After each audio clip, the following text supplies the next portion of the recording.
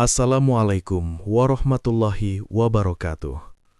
Selamat datang di channel Sunyi Memanggil, tempat di mana kisah-kisah yang terkubur kembali bangkit dalam kegelapan malam. Sebelum cerita dimulai, pastikan kalian sudah menekan tombol like, tulis komentar kalian di bawah tentang kejadian paling menyeramkan yang pernah kalian alami. Dan jangan lupa subscribe channel Sunyi Memanggil, agar kalian tidak ketinggalan cerita-cerita horor yang akan terus memanggil kalian setiap malam. Karena malam ini, sunyi, tidak lagi sepi. Langit sore menggantung kelabu, ketika Rangga turun dari bestua di ujung desa Karangwungu. Angin membawa aroma manis batang tebu yang bercampur tanah basah sehabis hujan. Jalan kecil menuju rumah peninggalan keluarganya tampak lengang. Hanya suara gesekan daun tebu yang saling beradu seperti bisikan panjang dari sesuatu yang bersembunyi di dalam kebun. Sudah hampir 7 tahun Rangga meninggalkan desa itu. Setelah ibunya meninggal, ia memilih bekerja di kota dan jarang pulang. Namun kabar kematian ayahnya memaksanya kembali. Tidak ada saudara lain yang mau mengurus kebun tebu seluas beberapa hektar itu. Semua orang seolah sengaja menjaga jarak dari tanah milik keluarga Rangga. Di sepanjang perjalanan, beberapa warga hanya menunduk saat berpapasan dengannya. Tidak ada senyum sambutan. Tatapan mereka terasa aneh, seperti melihat seseorang yang sedang berjalan menuju jurang tanpa menyadarinya. Rumah kayu peninggalan ayahnya berdiri di dekat hamparan kebun tebu luas. Dari kejauhan, batang-batang tinggi itu tampak seperti lautan hijau yang bergerak pelan diterpa angin. Saat matahari mulai tenggelam, warna kebun berubah gelap menyerupai barisan bayangan manusia. Rangga membuka pintu rumah yang berdebu. Aroma kayu lapuk langsung memenuhi hidungnya. Di ruang tamu masih tergantung foto lama ayah dan ibunya. Namun ada sesuatu yang membuatnya berhenti beberapa detik. Foto ayahnya tampak retak tepat di bagian mata. Aneh, gumam Rangga pelan. Belum sempat ia berpikir lebih jauh, suara motor tua terdengar dari luar rumah. Seorang lelaki tua bertubuh kurus turun sambil membawa lampu minyak. Kumis tipis dan wajah penuh keriput membuatnya terlihat jauh lebih tua dari usianya. "Itu kamu, Rangga?" tanyanya pelan. "Iya, Pak. Aku Wiryo, dulu mandor kebun bapakmu." Rangga mengangguk lalu mempersilahkan lelaki itu masuk. Pak Wiryo duduk perlahan sambil memandang ke arah kebun dari jendela terbuka. Tatapannya tampak gelisah. "Kebun masih bagus, tah?" tanya Rangga mencoba membuka percakapan. Pak Wiryo tidak langsung menjawab. Ia justru mengeluarkan rokok linting dengan tangan sedikit gemetar. "Terlalu bagus malah," katanya lirih. Kalimat itu terdengar ganjil. Rangga mengerenyit bingung. "Maksudnya?" "Sejak bapakmu meninggal, hasil panen makin banyak. Batang tebunya besar-besar, manisnya beda. Tapi..." Pak Wiryo berhenti sejenak. "Tapi apa?" Lelaki tua itu melirik keluar jendela. Angin mendadak bertiup lebih kencang hingga daun-daun tebu bergemerisik seperti suara langkah kaki ramai. Setiap musim panen besar, suara itu muncul lagi. Rangga tertawa kecil. "Suara apa?" Pak Wiryo tidak ikut tertawa. "Suara perempuan ketawa." Ruangan mendadak terasa dingin. Lampu minyak di meja berkedip pelan seperti kehabisan nafas. "Mungkin cuma suara hewan malam." "Kalau cuma sekali mungkin iya," jawab Pak Wiryo cepat. "Tapi suara itu selalu datang sebelum ada yang hilang." Rangga mulai merasa tidak nyaman, namun ia mencoba tetap tenang. Baginya cerita seperti itu hanya dongeng desa untuk menakut-nakuti orang luar. "Siapa yang hilang?" "Buruh kebun." Jawaban itu membuat suasana semakin berat. Pak Wiryo lalu menceritakan beberapa pekerja yang lenyap tanpa jejak dalam 2 tahun terakhir. Tidak ada mayat, tidak ada darah. Mereka seperti ditelan kebun begitu saja. Anehnya setelah kejadian itu, panen justru meningkat berkali-kali lipat. Rangga mengusap wajahnya pelan. Ia lelah setelah perjalanan panjang dan tidak ingin memikirkan hal aneh malam itu. Mungkin mereka kabur kerja ke kota. Pak Wiryo kembali diam. Tatapannya perlahan mengarah keluar rumah. Rangga mengikuti arah pandangnya. Hamparan kebun tebu tampak bergoyang pelan dalam gelap malam. Tidak ada siapa-siapa di sana. Namun entah kenapa, Rangga merasa seperti sedang diperhatikan banyak mata dari balik batang-batang tinggi itu. Lalu, terdengar suara tawa perempuan. Pelan, tipis, memanjang. Hehehehe. Rangga langsung menoleh ke arah kebun. Suara itu muncul lagi, kali ini lebih jelas. Mirip seseorang yang sedang menahan tawa di tenggorokan. Bulu kuduk Rangga perlahan berdiri. Pak Wiryo memejamkan mata sambil berbisik lirih. Panen besar belum dimulai, tapi dia sudah datang. Suara tawa itu masih terngiang di kepala Rangga sampai dini hari. Bunyi tipis menyerupai bisikan perempuan yang tertahan di balik tenggorokan. Semakin diingat, semakin terasa janggal. Bukan karena keras atau menyeramkan, melainkan karena terdengar terlalu dekat, seolah berasal tepat di belakang telinganya. Malam itu, Rangga sulit tidur. Rumah tua peninggalan ayahnya dipenuhi suara kecil yang membuat suasana terasa hidup sekaligus mengganggu. Kayu atap berderit pelan, jendela bergoyang terkena angin. Sesekali terdengar bunyi gesekan dari arah luar, seperti seseorang menyeret ranting di tanah. Di desa, malam memang berbeda dari kota. Kegelapan di tempat seperti itu terasa lebih pekat, seperti tinta yang ditumpahkan ke langit lalu menelan seluruh cahaya sedikit demi sedikit. Rangga mencoba memejamkan mata, tetapi pikirannya terus memutar ucapan Pak Wiryo. Setiap panen besar, suara itu muncul lagi. Menjelang subuh, rasa kantuk akhirnya mengalahkan pikirannya. Namun baru beberapa saat terlelap, suara ketukan keras membangunkannya. Tok, tok, tok. Rangga membuka mata dengan nafas berat. Cahaya matahari sudah masuk melalui celah dinding kayu. Ketukan kembali terdengar dari pintu depan. Ia segera bangkit lalu membuka pintu. Pak Wiryo berdiri di luar sambil membawa caping tua dan sebilah parang pendek di pinggangnya. Kalau mau lihat kebun, sekarang waktunya, ucap lelaki tua itu singkat. Rangga mengangguk pelan. Udara pagi terasa dingin dan lembab. Kabut tipis masih menggantung di sekitar hamparan tebu. Dari kejauhan, kebun itu tampak seperti gelombang hijau yang belum benar-benar bangun dari tidur malam. Mereka berjalan melewati jalan setapak sempit di antara batang-batang tinggi. Daun tebu bergesekan satu sama lain, menghasilkan suara lirih seperti bisikan banyak orang yang sedang membicarakan sesuatu secara diam-diam. Rangga memperhatikan keadaan sekitar. Tanah terlihat subur. Batang tebunya jauh lebih besar dibanding kebun lain di desa. Beberapa bahkan setinggi 2 kali tubuh orang dewasa. Pantas hasil panennya banyak, gumamnya kagum. Pak Wiryo justru terlihat tidak nyaman mendengar ucapan itu. Kadang sesuatu yang terlalu subur bukan pertanda baik, katanya pelan. Rangga menyombongkan senyum tipis. Pak Wiryo ini percaya begituan terus. Lelaki tua itu berhenti berjalan. Wajahnya terlihat serius. Bapakmu dulu juga ngomong begitu.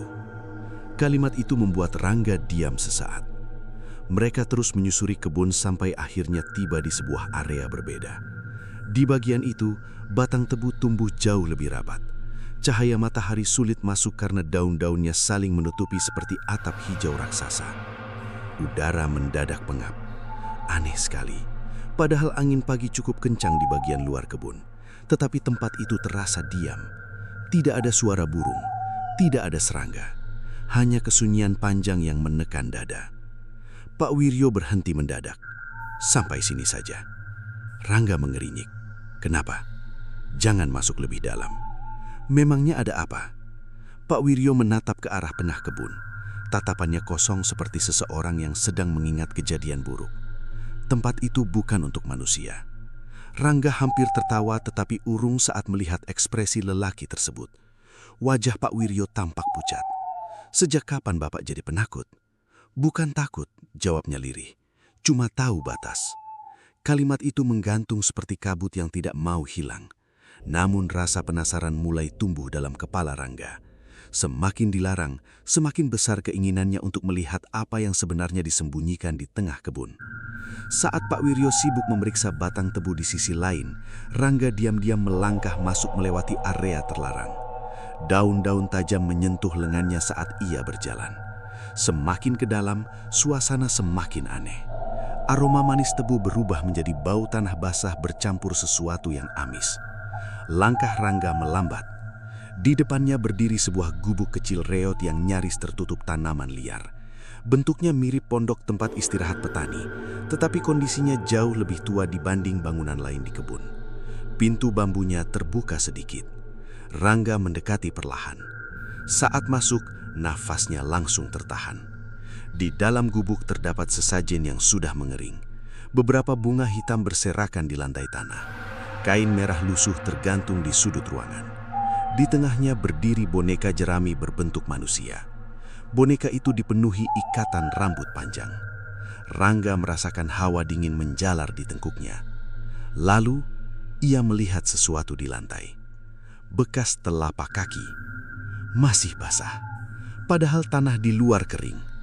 Jantungnya mulai berdetak lebih cepat. Tiba-tiba suara tawa perempuan terdengar lagi. Hehehehe.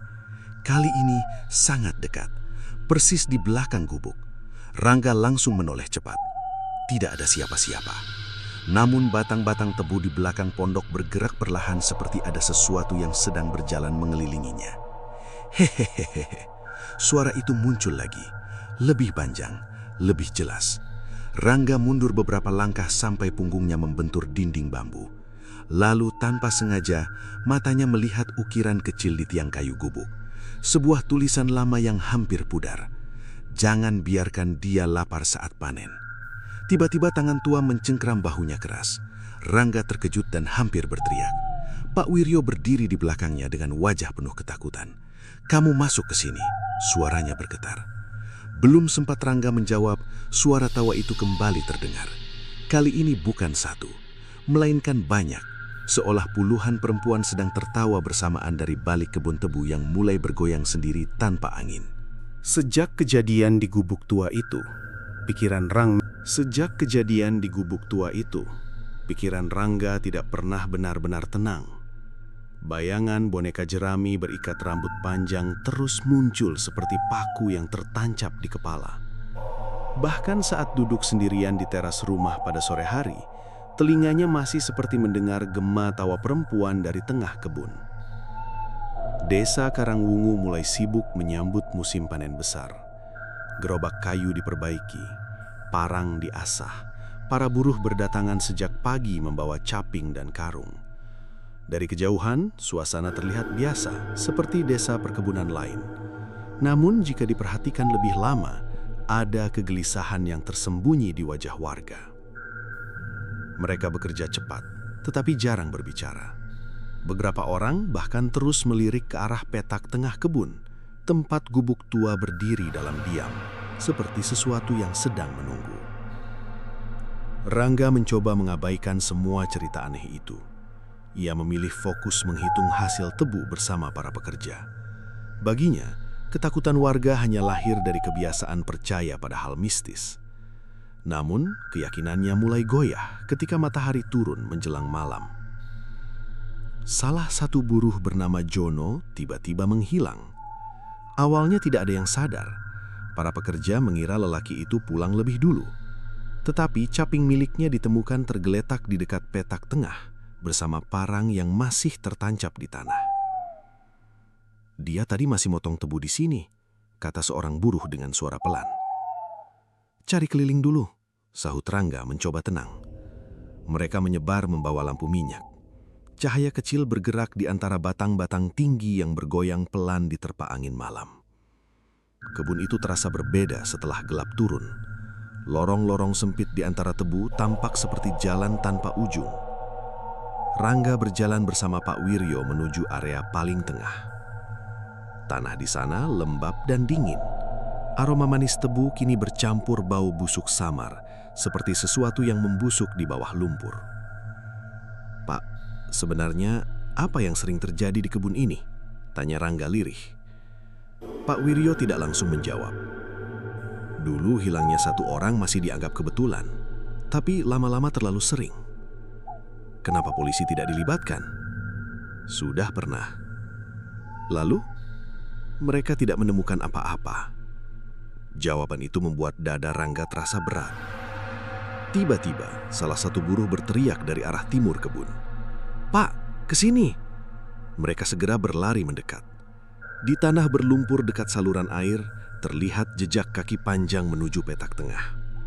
Anehnya, jejak itu hanya mengarah masuk. Tidak ada bekas langkah keluar. Di sampingnya tergeletak sandal Jono. Rangga memungut sandal itu perlahan, masih basah oleh lumpur. "Dia mungkin tersesat," ucap Rangga meski suaranya sendiri terdengar ragu. Seorang buruh tua menggeleng cepat. Tidak mungkin, orang sini hafal semua jalan kebun. Mendadak suasana menjadi hening.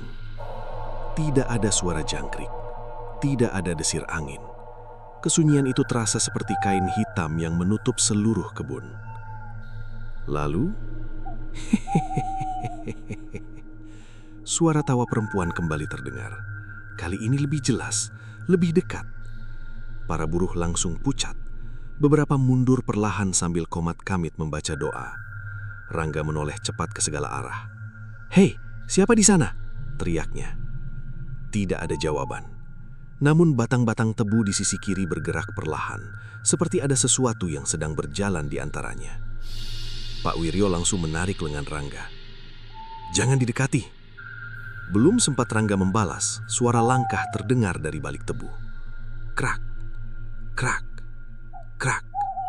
Semua orang menahan nafas. Seseorang akhirnya muncul dari gelap. Seorang perempuan tua membawa buntelan kain di punggungnya. Rambutnya panjang acak-acakan. Kulit wajahnya keriput seperti batang pohon kering. Beberapa buruh langsung mundur ketakutan. "Itu Mbok Darmi," bisik seseorang.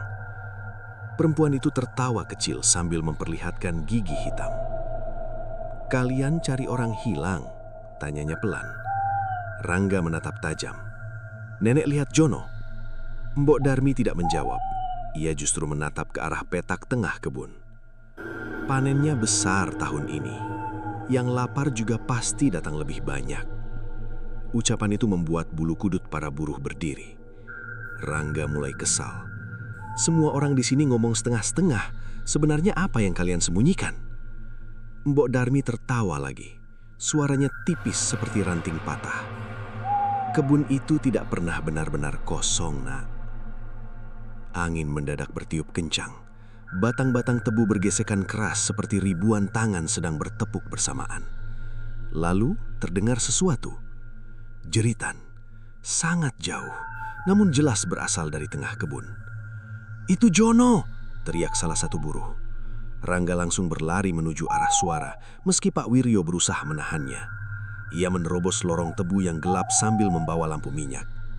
Jeritan itu terdengar lagi. Kali ini pendek, seperti mulut seseorang yang tiba-tiba dibungkam. Rangga terus berlari sampai akhirnya tiba di sebuah area terbuka dekat gubuk tua. Lampu minyak di tangannya bergetar. Di tanah depan gubuk terdapat bekas seretan panjang, dan di ujungnya, topi caping Jono tergeletak penuh lumpur hitam. Namun yang membuat nafas Rangga berhenti adalah sesuatu di dinding gubuk. Ada tulisan baru. Masih basah, seperti baru dicoret beberapa menit lalu. "Tumbal pertama sudah datang." Tulisan merah di dinding gubuk itu terus menghantui pikiran Rangga sepanjang malam. Huruf-huruf kasar yang tampak seperti dicoret menggunakan lumpur bercampur darah terasa lebih mengerikan dibanding suara tawa yang selama ini ia dengar.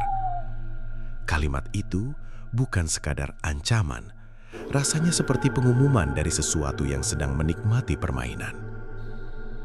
Tumbal pertama sudah datang. Sejak menemukan tulisan tersebut, para buruh menolak kembali ke kebun setelah matahari tenggelam. Beberapa bahkan memilih pulang ke desa lain sebelum panen selesai. Ketakutan menyebar cepat seperti api yang menjalar pada ilalang kering. Sementara itu, Rangga masih berusaha mencari penjelasan masuk akal. Ia tidak percaya makhluk gaib menyeret Jono ke tengah kebun. Namun semakin banyak hal aneh muncul, semakin sulit pikirannya bertahan pada logika. Menjelang tengah malam, hujan turun pelan membasahi atap rumah tua. Rangga duduk sendirian di ruang tamu sambil menatap foto ayahnya yang retak. Cahaya lampu minyak membuat bayangan di dinding bergerak seperti sosok hidup. Di meja tua dekat lemari, ia menemukan kotak kayu kecil yang sebelumnya tidak pernah diperhatikan. Permukaannya penuh debu dan diikat kain hitam lusuh. Saat dibuka, aroma lembab langsung keluar dari dalamnya. Ada beberapa lembar surat tua, buku kecil bersampul kulit, dan sebuah kalung dari anyaman akar kering. Rangga mengambil buku itu perlahan. Sampulnya terasa dingin meski udara rumah cukup hangat. Di bagian depan tertulis nama ayahnya dengan tinta pudar, Sastro Wijoyo. Jantung Rangga mulai berdetak lebih cepat. Ia membuka halaman pertama. Tulisan tangan ayahnya memenuhi hampir seluruh isi buku. Beberapa bagian tampak tergesa-gesa seperti ditulis dalam keadaan takut. Hari ketiga gagal panen. Persediaan beras desa hampir habis. Hujan tidak turun selama berbulan-bulan. Tidak anak meninggal karena kelaparan. Rangga membaca semakin cepat.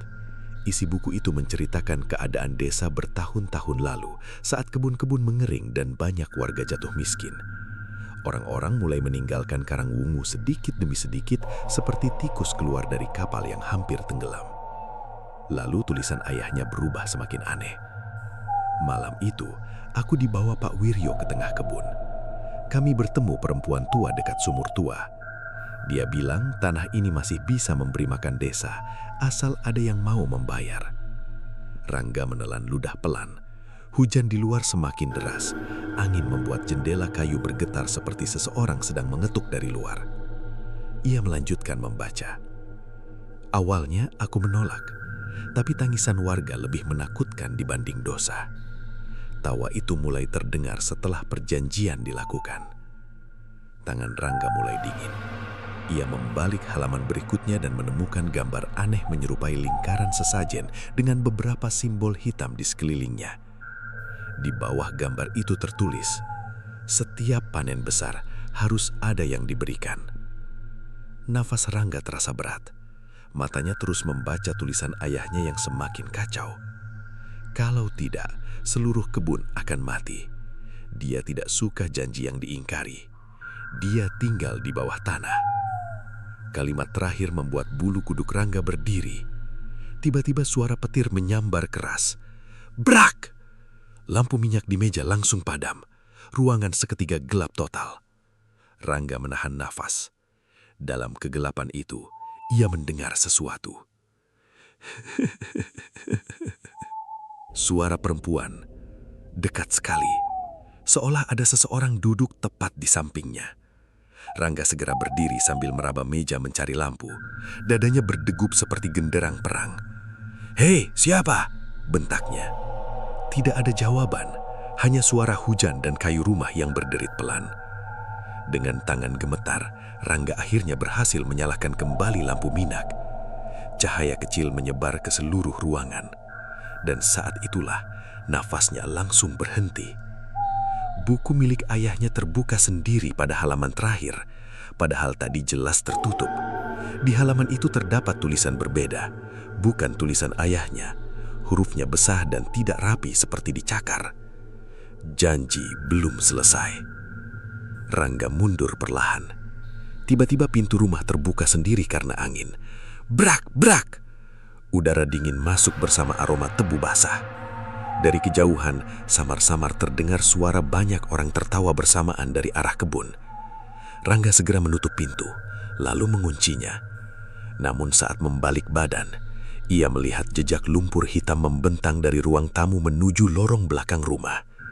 Jejak itu masih basah, seperti baru dibuat beberapa detik lalu. Jantungnya berdetak semakin cepat. Dengan langkah pelan, Rangga mengikuti bekas kaki tersebut sampai ke gudang belakang. Tempat itu jarang dipakai sejak ibunya meninggal. Bau kayu lapuk dan tanah lembab memenuhi ruangan sempit tersebut. Lampu minyak di tangannya bergoyang pelan. Lalu matanya menangkap sesuatu di sudut gudang. Sebuah karung tua. Karung itu bergerak kecil. Rangga membeku. Perlahan ia mendekat sambil menahan nafas. Gerakan karung semakin jelas, seperti ada sesuatu di dalamnya. Dengan tangan gemetar, Rangga membuka ikatan karung itu, dan seketika tubuhnya langsung lemas. Di dalamnya terdapat puluhan ikat rambut panjang bercampur tanah hitam dan potongan kain buruh kebun yang hilang selama ini. Di bagian paling bawah, ada caping milik Jono. Malam terasa semakin panjang setelah Rangga menemukan caping milik Jono di dalam karung tua itu. Gudang belakang rumah mendadak tampak seperti tempat yang menyimpan rahasia busuk selama bertahun-tahun. Bau tanah lembab bercampur anyir memenuhi udara, membuat dadanya terasa sesak. Lampu minyak di tangannya bergetar kecil. Bayangan di dinding bergerak seperti sosok kurus yang sedang mengawasi dari sudut gelap. Rangga menatap tumpukan rambut panjang di dalam karung dengan napas tidak beraturan. Beberapa ikatan masih terikat pita lusuh, ada pula sobekan baju kerja penuh noda hitam yang sudah mengering. Pikirannya mulai dipenuhi kemungkinan buruk. Jangan-jangan, gumamnya pelan. Namun kalimat itu tidak sanggup ia lanjutkan sendiri. Hujan di luar semakin deras, suaranya memukul atap seng seperti ribuan jari mengetuk bersamaan.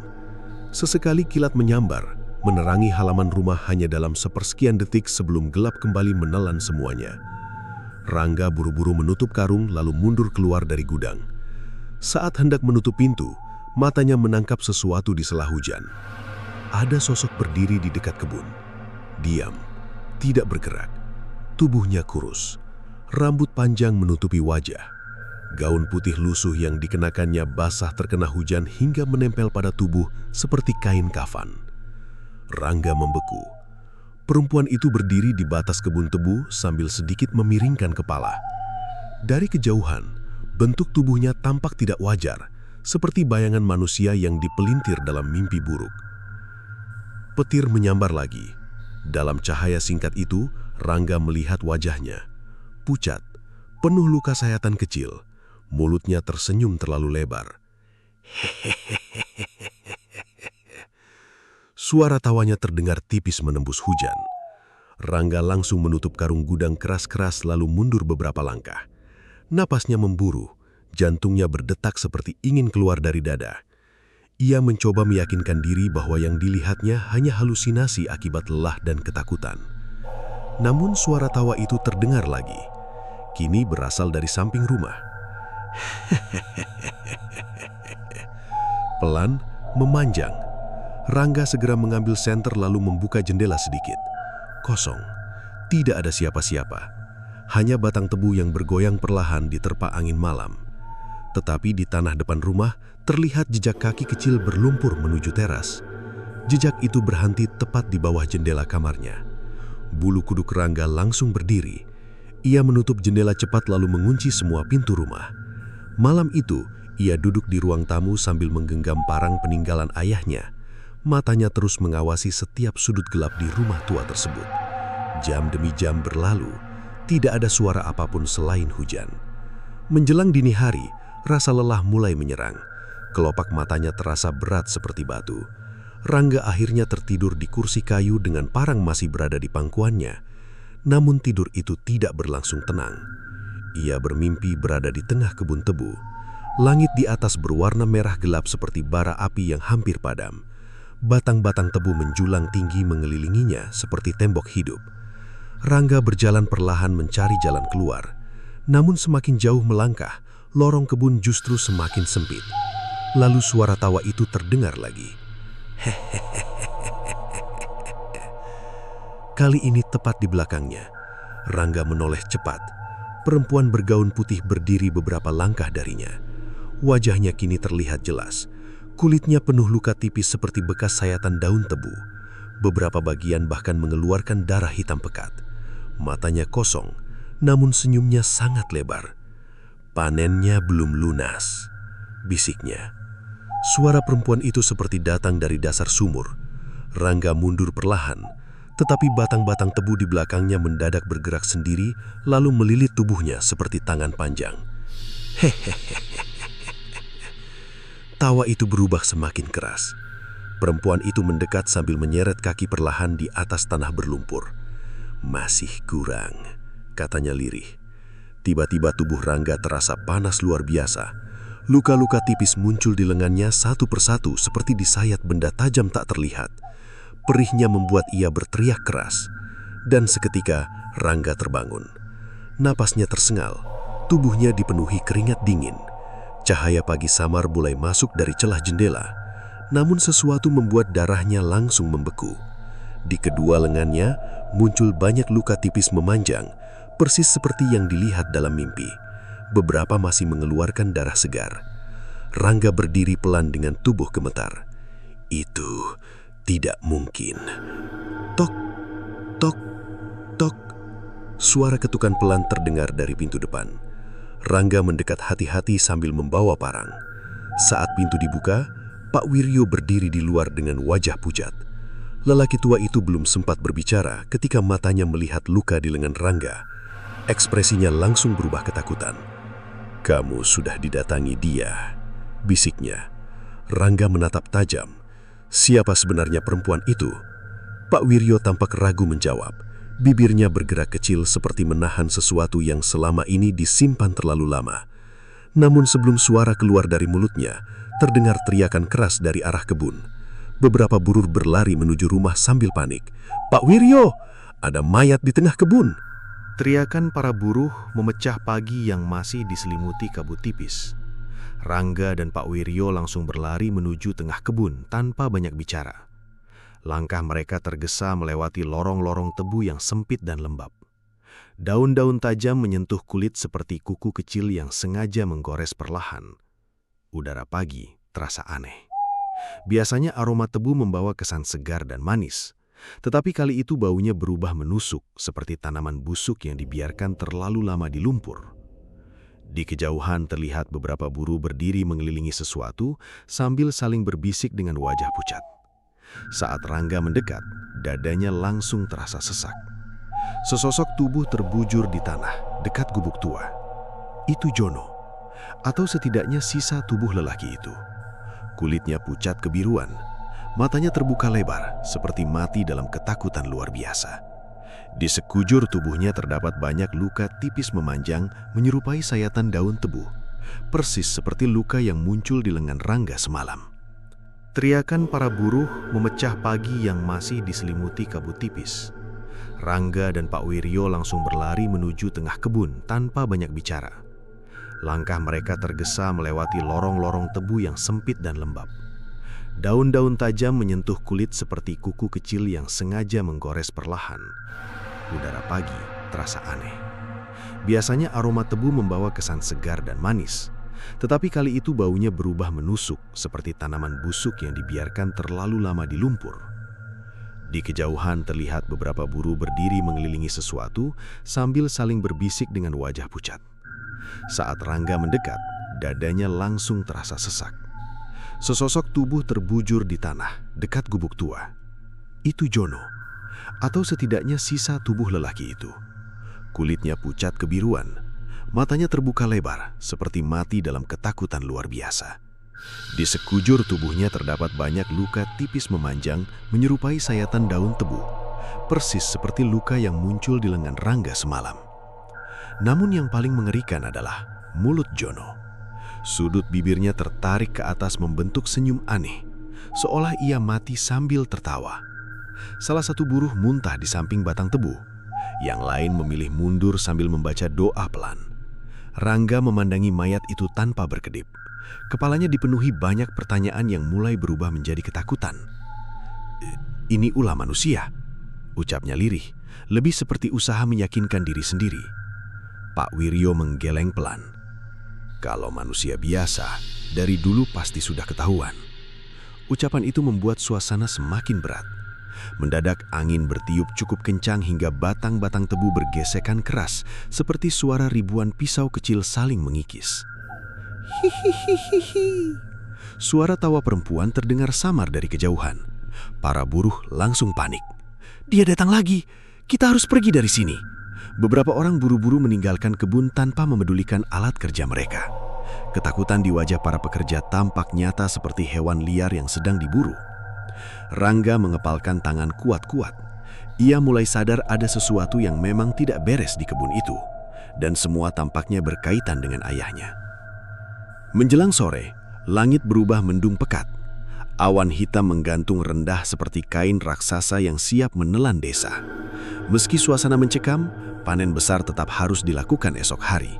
Jika dibiarkan terlalu lama, seluruh tebu bisa rusak kena hujan. Namun tidak ada satupun buruh yang mau berjaga malam. Mereka memilih mengurung diri di rumah masing-masing sebelum matahari tenggelam. Desa Karangwunggu mendadak sunyi seperti tempat kosong yang ditinggalkan penghuninya. Saat malam turun, Rangga duduk di teras rumah bersama Pak Wiryo. Lampu minyak kecil di antara mereka bergoyang pelan diterpa angin. "Kenapa ayah tidak pernah cerita soal semua ini?" tanya Rangga pelan. Pak Wiryo menunduk lama sebelum menjawab. "Karena bapakmu pikir semua bisa berhenti setelah dia meninggal." Tapi ternyata tidak. Lelaki tua itu menghela napas berat. Perjanjian itu tidak berhenti selama kebun masih dipanen. Suasana kembali hening. Dari kejauhan terdengar bunyi kentongan dipukul 3 kali dari arah desa. Tanda warga mulai menutup pintu rumah masing-masing. Rangga memandangi hamparan kebun di depan rumahnya. Dalam gelap malam, batang-batang tebu tampak seperti barisan manusia tinggi yang berdiri diam sambil menatap rumahnya. Semakin lama diperhatikan, semakin terasa hidup. Lalu, hihihihi, tawa itu muncul lagi. Kali ini lebih keras, bukan dari satu arah, melainkan dari seluruh penjuru kebun. Rangga langsung berdiri. Pak Wiryo pucat pasi. Suara itu terus terdengar bersahut-sahutan seperti puluhan perempuan sedang tertawa bersamaan di tengah gelap. Hihihihi, hihihihi. Angin mendadak bertiup sangat kuat. Batang tebu bergoyang liar seperti ombak besar diterjang badai. Dan saat itulah Rangga melihat sesuatu.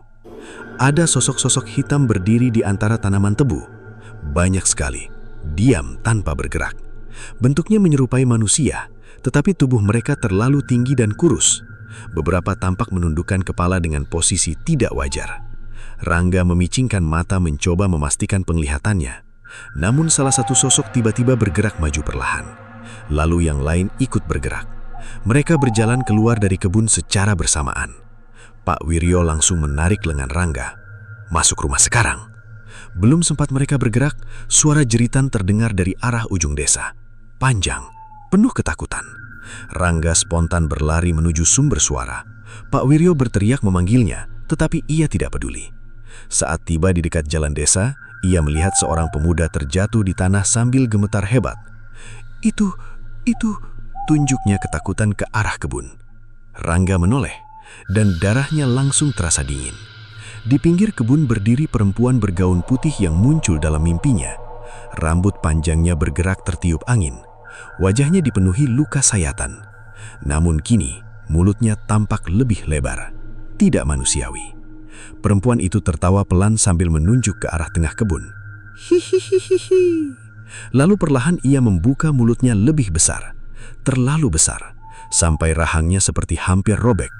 Dan dari dalam mulut gelapnya, terdengar suara banyak orang tertawa bersamaan. Malam itu, tidak ada seorang pun warga yang berani keluar rumah. Desa Karangwunggu berubah sunyi, seperti makam tua yang dilupakan waktu. Pintu-pintu tertutup rapat, lampu dimatikan lebih awal, bahkan suara anjing penjaga pun menghilang, seolah hewan-hewan ikut merasakan sesuatu yang sedang berkeliaran di sekitar kebun. Rangga masih terdiam di pinggir jalan desa setelah melihat perempuan bergaun putih itu. Sosok tersebut perlahan berjalan mundur menuju tengah kebun sambil terus tertawa. Tubuhnya menghilang sedikit demi sedikit di antara batang tebu yang bergoyang seperti dinding hidup. Hehehehehehe. Suara itu akhirnya lenyap bersama angin malam. Pemuda yang tadi berteriak masih gemetar di tanah. "Itu bukan manusia," bisiknya berulang kali. Pak Wiryo datang tergesa dengan napas berat. Wajah lelaki tua itu terlihat semakin pucat. "Kita tidak punya banyak waktu," katanya lirih. Rangga langsung menatap tajam. Semua ini sebenarnya apa? Pak Wiryo terdiam cukup lama. Matanya memandang kebun di kejauhan dengan tatapan kosong seperti seseorang yang terlalu lama memendam dosa. "Yang datang itu bukan hantu biasa," ucapnya pelan. Dia penjaga perjanjian. Rangga mengepalkan tangan. Perjanjian apa? Lelaki tua itu menghela napas panjang sebelum akhirnya duduk di atas batu dekat jalan. Mungkin memang sudah waktunya kamu tahu semuanya. Angin malam berembus dingin melewati desa. Awan hitam menggantung rendah di langit seperti kain basah yang hampir jatuh menimpa bumi. Pak Wiryo mulai bercerita. Puluhan tahun lalu, Karangwungu pernah mengalami musim paling buruk sepanjang sejarah. Hujan tidak turun hampir setahun, sungai mengering, sawah pecah-pecah seperti kulit tua. Banyak warga jatuh sakit karena kelaparan. Anak-anak menangis setiap malam. Beberapa keluarga bahkan memakan daun liar demi bertahan hidup. Desa ini hampir mati, kata Pak Wiryo lirih. Orang-orang mulai kehilangan harapan.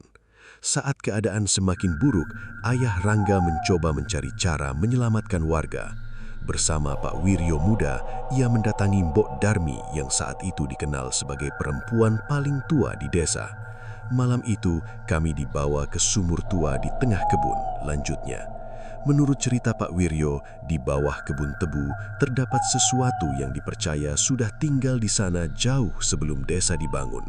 Sesuatu yang tidak bisa mati, tetapi bisa membuat tanah menjadi subur luar biasa. Mbok Darmi bilang setiap tanah punya penunggu, ucapnya pelan, dan penunggu di sini suka mendengar manusia menderita. Rangga mendengarkan tanpa berkedip. Lalu ayah setuju membuat pesugihan? Pak Wiryo menggeleng cepat. Itu bukan untuk kaya. Jawaban itu membuat Rangga terdiam. Bapakmu cuma ingin desa tetap hidup. Pak Wiryo lalu menjelaskan syarat perjanjian tersebut. Selama panen besar terus dilakukan, kebun akan selalu subur, tidak akan ada paceklik, desa akan makmur. Namun sebagai gantinya, penunggu itu meminta sesuatu dari keluarga pemilik kebun. Darah keturunan. Rangga langsung menegang. Maksudnya? Setiap beberapa tahun, salah satu dari garis keluargamu harus menjadi penjaga baru. Udara terasa semakin dingin. Rangga mulai mengingat semua kejadian aneh yang dialaminya sejak pulang ke desa. Luka sayatan di tubuhnya, mimpi buruk, suara tawa yang hanya muncul di dekatnya.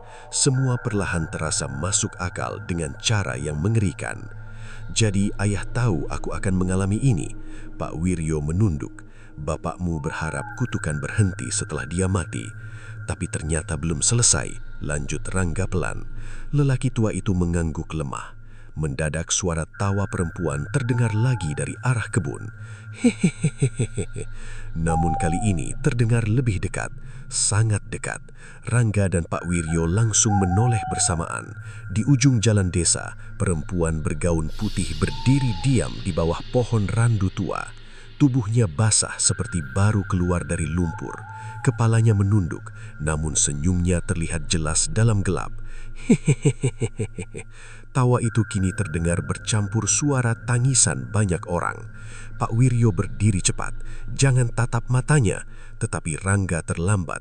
Saat matanya bertemu tatapan perempuan itu, dunia di sekelilingnya mendadak berubah. Ia melihat bayangan masa lalu. Desa kering, anak-anak kurus menangis, mayat dibungkus tikar. Lalu ayahnya berdiri di depan sumur tua sambil memotong telapak tangannya sendiri.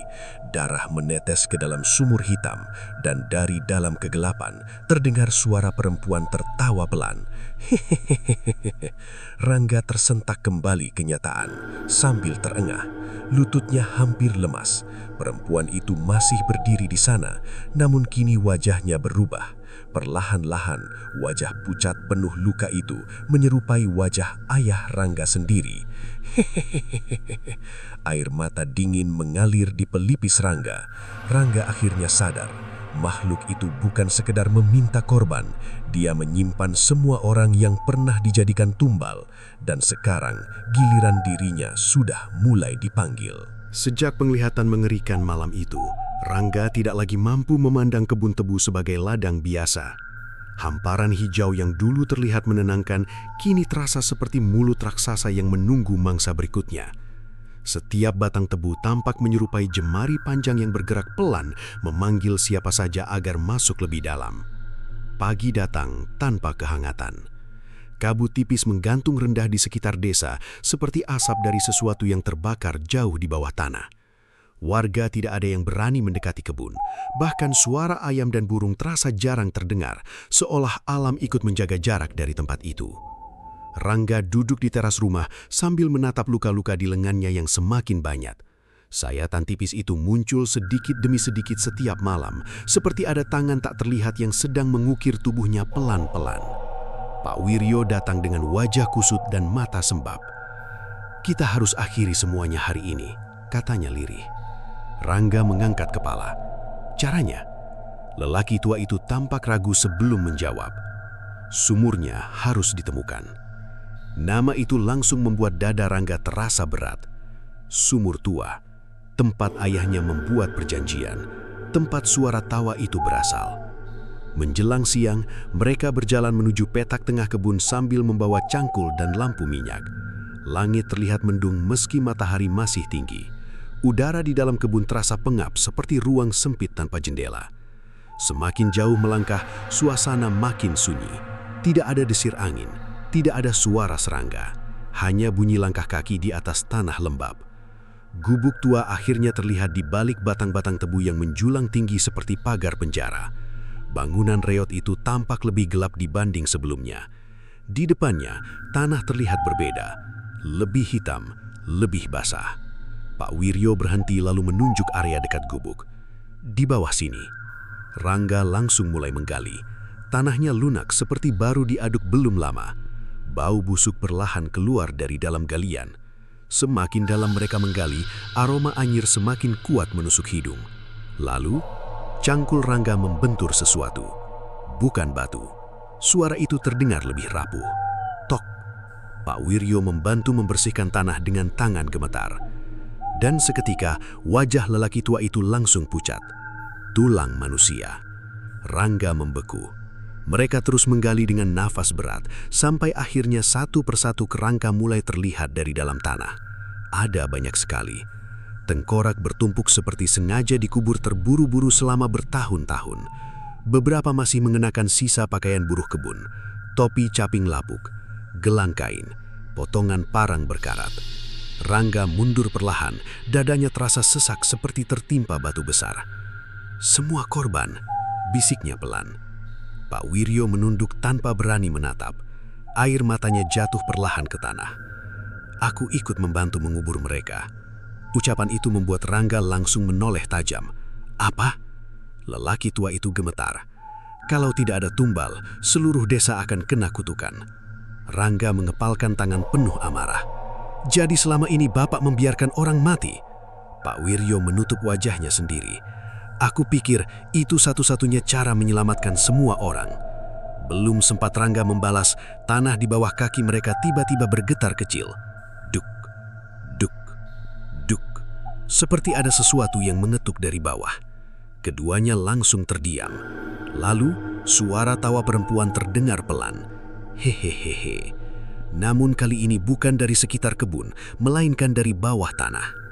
Rangga merasakan darahnya seperti membeku. Getaran kembali muncul. Tanah hitam di tengah galian perlahan retak membentuk lubang besar. Dan di sanalah mereka melihatnya. Sebuah sumur tua. Dindingnya penuh lumut hitam dan akar pohon yang menjulur seperti urat tubuh manusia.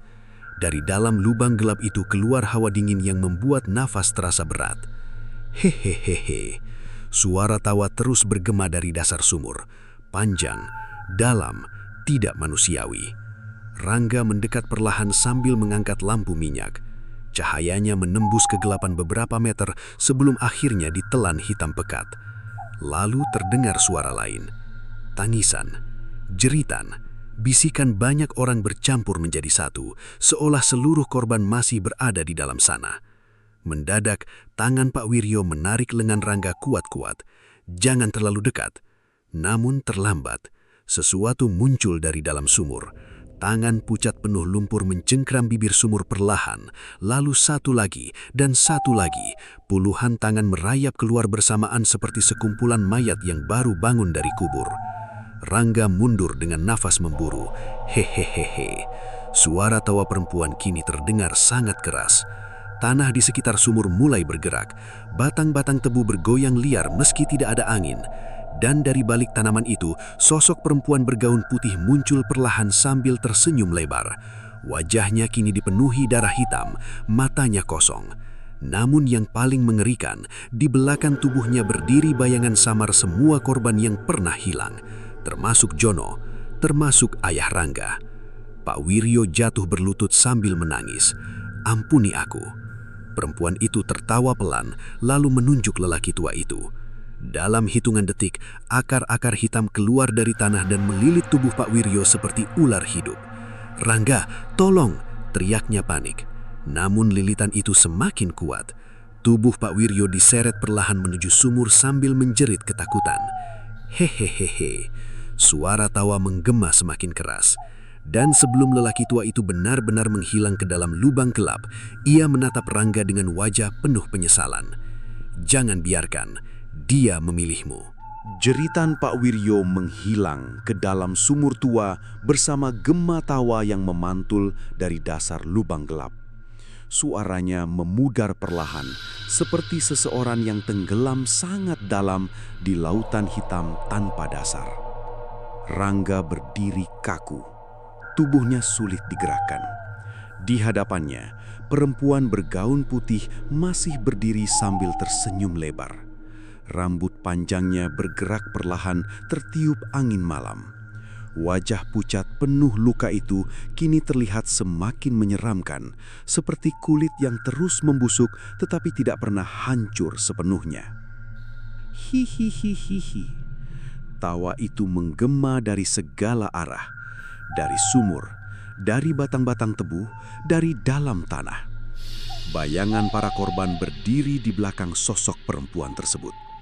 Tubuh mereka samar seperti kabut, tetapi wajah-wajah kosong itu terlihat jelas menatap Rangga tanpa berkedip.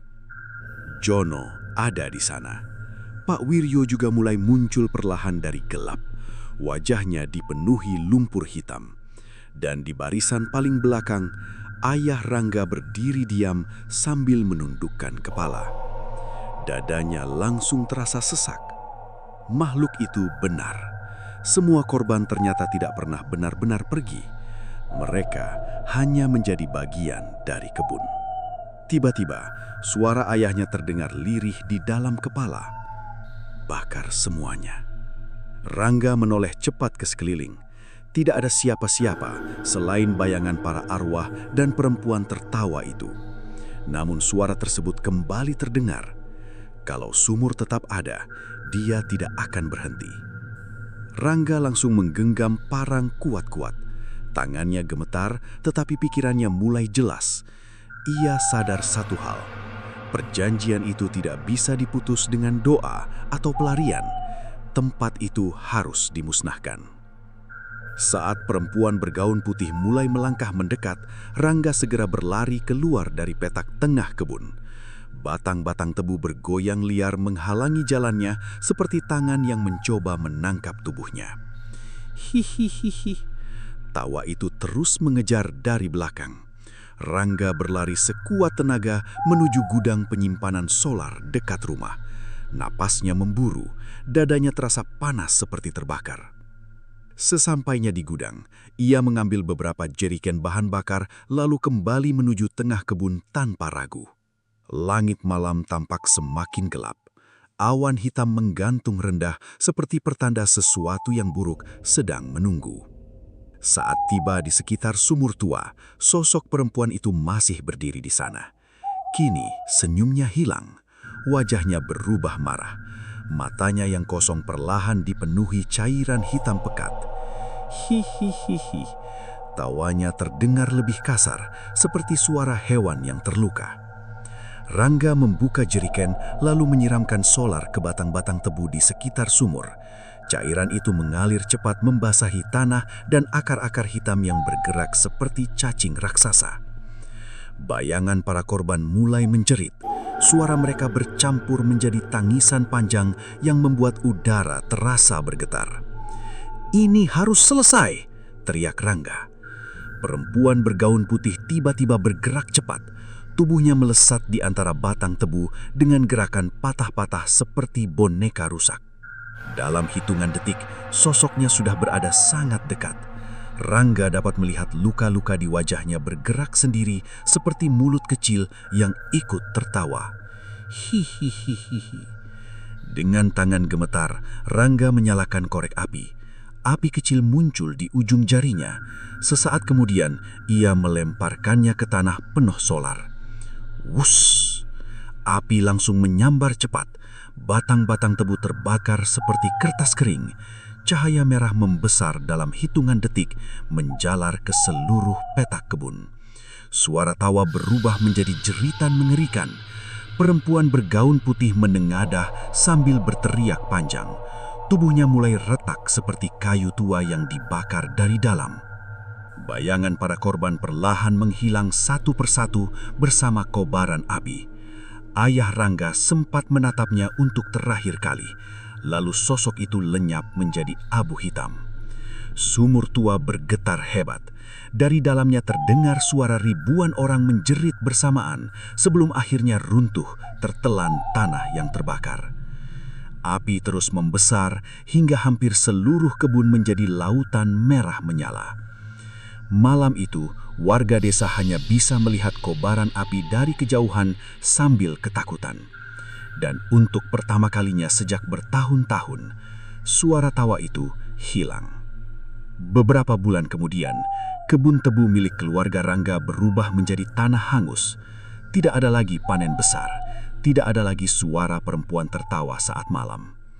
Desa Karangwungu perlahan kembali tenang. Warga mulai percaya kutukan telah berakhir. Rangga pun memilih tetap tinggal di desa untuk memulai hidup baru. Meskipun kehilangan segalanya, setidaknya tidak ada lagi korban jatuh karena perjanjian mengerikan itu. Namun, suatu pagi, seorang anak kecil datang berlari menuju rumah Rangga dengan wajah pucat. "Kakang, ada sesuatu di bekas kebun." Rangga segera mengikuti bocah itu menuju lahan bekas kebakaran. Dan langkahnya langsung terhenti. Di tengah tanah hitam yang seharusnya mati, tumbuh tunas-tunas tebu baru. Jumlahnya sangat banyak. Warnanya hijau segar, terlalu segar. Padahal belum ada hujan turun selama berminggu-minggu. Angin pagi bertiup pelan melewati tunas-tunas muda itu. Lalu, hihihihi, suara tawa perempuan terdengar samar. Rangga membeku. Namun kali ini suara itu bukan berasal dari kebun, melainkan dari belakang tenggorokannya sendiri. Perlahan, bibirnya bergerak membentuk senyum tanpa bisa dia tahan. Dan di antara hamparan tunas tebu yang bergoyang pelan, bayangan perempuan bergaun putih kembali muncul sambil berdiri diam menatapnya dari kejauhan.